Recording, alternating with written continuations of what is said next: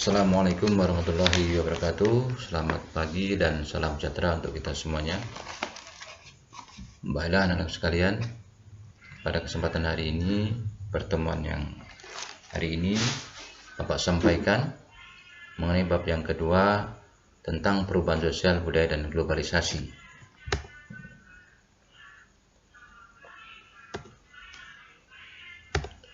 Sebelum Bapak menjelaskan apa itu perubahan sosial dan budaya ataupun globalisasi, terlebih dahulu anakku sekalian, tolong dipahami dulu apa tujuan pembelajaran kita pada hari ini. Yang pertama kali adalah bahwa anakku sekalian semuanya harus mengetahui tujuan perubahan sosial itu dan budaya itu apa.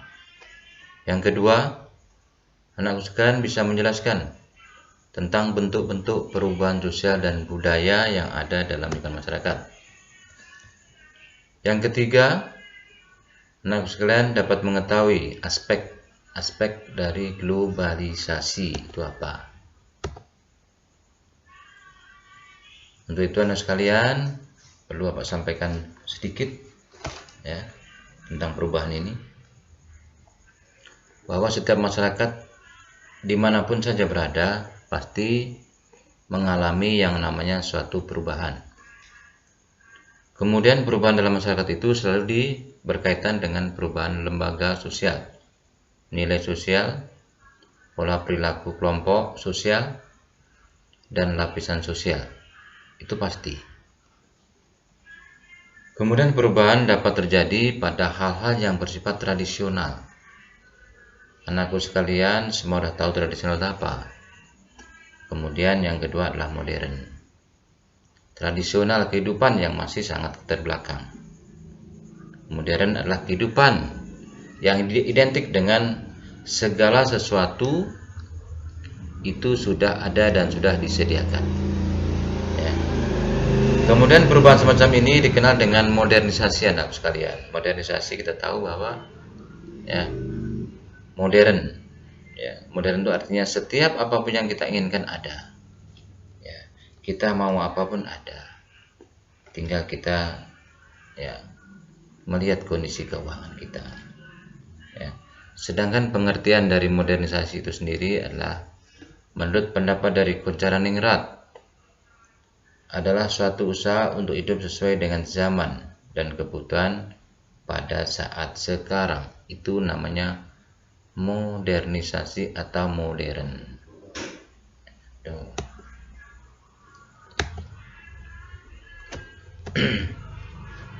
Kemudian perubahan sosial dan budaya. Pernahkah kamu melihat dan memperhatikan kondisi masyarakat yang ada di tempat tinggalmu anakku sekalian? Dari dulu sampai sekarang, sejak kamu dilahirkan sampai kamu dewasa. Ya. Apakah ada perubahan-perubahan yang terjadi dalam masyarakat yang ada di sekitar kamu? Ya. Yang pasti ada. Walaupun sedikit atau banyak pasti ada. Itulah yang disebut dengan perubahan ya. Oleh karena itu anak sekalian ya semua, bahwa kita hidup ya dari kecil, dari sejak kita dilahirkan sampai sekarang, banyak mengalami suatu perubahan yang sangat luar biasa. Baik kita di kecil ya, mungkin kita belum bisa makan, belum bisa mandi, belum bisa mencuci ya, lambat laun ya, sekarang kita sudah mulai pandai ya sendiri ya. Pendapat dari Suryono Sukamto bahwa perubahan sosial itu merupakan perubahan yang terjadi dari perubahan sosial dan kebudayaan yang ada di sekitar kita. Maka anak sekalian, di mana kamu berada, di mana kamu bertempat tinggal, maka di situ kamu akan mengalami suatu bentuk perubahan, baik itu perubahan disengaja atau perubahan tidak disengaja. Contohnya di mana tempat tinggal kamu sekarang. Apabila di tempat tinggal kamu itu lingkungannya baik ya, dan apabila tempat tinggal kamu itu lingkungannya juga jelek, maka lambat laun akan kamu ikuti, walaupun tidak semuanya. Kemudian kita lihat bentuk-bentuk perubahan, anak sekalian. Ya, perubahan dilihat dari waktunya. Ya, ada yang disebut dengan perubahan sosial lambat atau yang disebut dengan evolusi. Ya, atau perubahan yang sangat cepat, contohnya adalah revolusi. Ya, contoh dari lambat evolusi itu yang pertama kali adalah perubahan dari tradisional ke modern, dari masyarakat primitif ke masyarakat yang maju. Itu prosesnya sangat lama sekali. Yang kedua, perubahan sosial cepat atau revolusi adalah revolusi industri. Perubahan revolusi industri ini sangat cepat atau yang disebut dengan revolusi. Kemudian perubahan ini dapat dilihat dari pengaruhnya. Ya, jadi apa pengaruh perubahan itu? Ya, perubahan yang pengaruhnya sangat kecil sekali. Ya. Kemudian perubahan yang pengaruhnya sangat besar. Ya. Misalnya contoh perubahan yang pengaruhnya sangat kecil adalah misalnya model pakaian, model rambut dan sebagainya. Ya. Itu perubahan tapi kecil. Ya. Kemudian perubahan pengaruhnya sangat besar, contohnya adalah alat komunikasi. Itu pengaruhnya luar biasa besarnya. Kemudian perubahan dari perencanaannya, ya, perubahan yang direncanakan, ada perubahan direncanakan dan ada perubahan yang tidak direncanakan. Yang tidak direncanakan, ya, contohnya adalah perubahan yang direncanakan itu, misalnya perubahan yang bisa memberikan manfaat bagi masyarakat yang ada di sekitarnya. Misalnya kita bisa membuat jalan, ya, dulu jalannya jelek, sekarang jalannya bagus. Ya, yang kedua perubahan yang tidak direncanakan misalnya adalah gunung meletus, banjir bandang, ya, tanah longsor dan lain sebagainya. Kemudian apa faktor penyebab penghambat perubahan sosial dan budaya di negara kita ini? Ya, yang pertama faktor penyebab perubahan sosial budaya adalah bertambah dan berkurangnya penduduk. Ya, ini jadi bertambah penduduk juga berubah sosial, berkurangnya penduduk juga berubah sosial. Penemuan baru atau discovery, penemuan baru ini juga menyebabkan masyarakat menjadi berubah. Ya, ada penemuan baru. Ya, misalnya mesin traktor, ya, pembajak tanah. Ya, dulu masyarakat menggunakan cangkul saja, sekarang ada penemuan baru, ya, mesin pembajak sawah sudah ada, maka cangkul tidak berlaku lagi. Maka ini yang disebut dengan penemuan baru. Kemudian konflik ini pasti ada dalam kehidupan kita sehari-hari.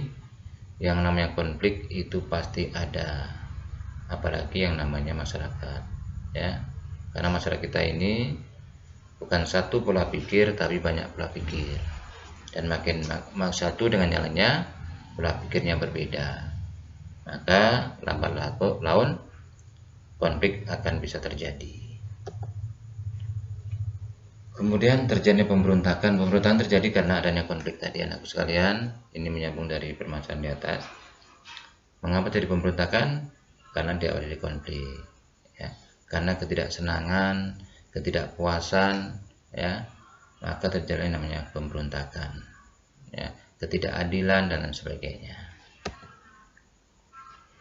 Kemudian perubahan lingkungan alam, ya, ini juga penyebab perubahan sosial. Yang pertama mungkin perubahan lingkungan alam ini banyak terjadi, contohnya misalnya Pak sampaikan di atas, ada yang gunung meletus, ya, banjir, ya. Dengan banjir misalnya penduduk yang tinggal di pinggir bantaran sungai akan lari meninggalkan tempat tinggal. Ini namanya perubahan, ya. Kemudian gunung meletus tadi, orang yang tinggal di lereng gunung dengan adanya gunung meletus maka akan meninggalkan tempat tinggal mereka. Kemudian peperangan ini terjadi di mana-mana. Indonesia sendiri pada zaman dahulu juga terjadi peperangan, ya, untuk merebut kemerdekaan. ini juga suatu bentuk perubahan, ya. Jadi kemerdekaan Indonesia itu bukan diambil secara cuma-cuma, tapi adalah perjuangan atau perperangan. Kemudian yang ketujuh, pengaruh kebudayaan masyarakat, ya. Pengaruh kebudayaan masyarakat yang sangat kuat, di mana kita tinggal di situ kebudayaan akan kuat, ya. Apalagi kita bukan satu budaya dengan mereka dan kita tinggal di daerah mereka, maka kebudayaan kita lebih kuat dibandingkan kebudayaan kita. Apalagi kita adalah yang namanya orang pendatang. Nah, yang berikutnya adalah proses pengaruh kebudayaan lain, ya, yang menyebabkan bangsa itu dan budaya itu adalah sebagai berikut. Jadi ada proses, ya. Apakah proses itu? Kita lihat. Ada yang bernama difusi. Apa difusi itu? Ya, difusi. Nah, difusi. Yang berikutnya adalah akulturasi. Penyatuan kebudayaan difusi tadi anak semua. Akulturasi, ya, pembedaan kebudayaan. Asimilasi, menyatukan. Penetrasi, ya. Penetrasi ini adalah suatu bentuk menetralisir kebudayaan berbeda. Inovasi, memperbaiki.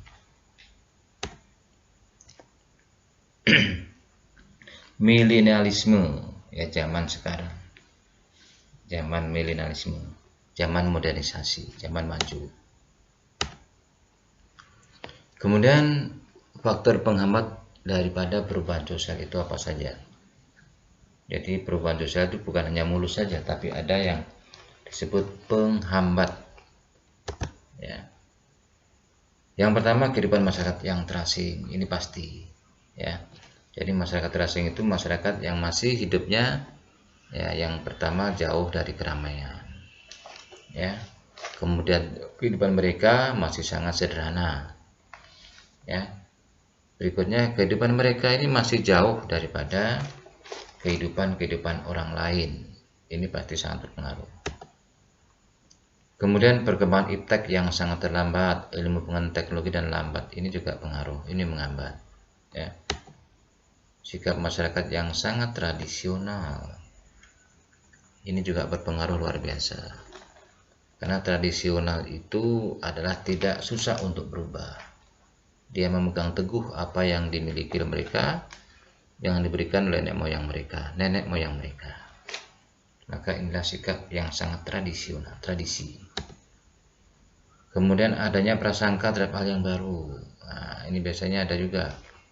Ada prasangka-prasangka yang tidak baik terhadap hal-hal yang baru. Contohnya misalnya, dulu masyarakat kita tidak ada yang namanya listrik, tidak ada yang namanya air masuk ke rumah. Dulu kehidupan kita ini ada yang namanya sumur sendiri. Tapi begitu datang, ya,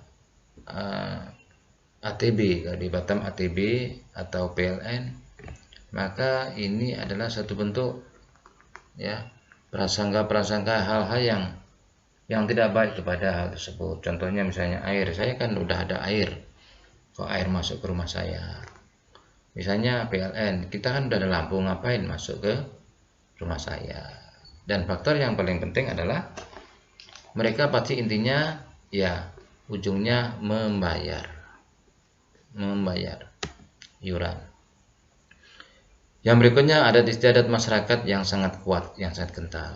Jadi kalau kita berbicara adat, maka ini, ya, identik dengan apa yang dimiliki oleh masyarakat itu sendiri, ya, dan ini susah untuk dirubah. Dan ini merupakan satu faktor penghambat. Nah, oleh karena itu anak sekalian, bahwa kesimpulannya dari apa yang saya sampaikan tadi, ya, perubahan sosial itu terjadi karena adanya keinginan, ya. Perubahan itu terjadi karena ada keinginan, ya. Jadi ada beberapa faktor yang Bapak sampaikan tadi. Contoh misalnya tradisional masyarakat itu memang dari zaman dahulu juga seperti itu, tapi lambat laun pasti dia juga akan berubah, ya, tergantung kepada masyarakatnya, ya. Siapa yang bisa merubah adalah diri kita sendiri, bukan orang lain. Untuk itu anak sekalian, ya, dari materi yang saya sampaikan sedikit ini, ya, tolong dimanfaatkan dengan baik, dicerna dengan baik, ya. karena kamu sekarang udah kelas 3 ya. Mudah-mudahan dari kelas 3 ini ada perubahan, tentunya perubahan yang ke hal-hal yang positif, yang baik, yang untuk ke depan yang lebih maju. Mungkin itu anak sekalian yang Bapak sampaikan. Nah, sebelum Bapak akhiri, ya insya Allah kalau kita tidak ada halangan, maka minggu depan kita akan mengadakan ulangan pada bab yang pertama. Mungkin itu saja yang Bapak sampaikan. Lebih dan kurang mohon maaf. Assalamualaikum warahmatullahi wabarakatuh.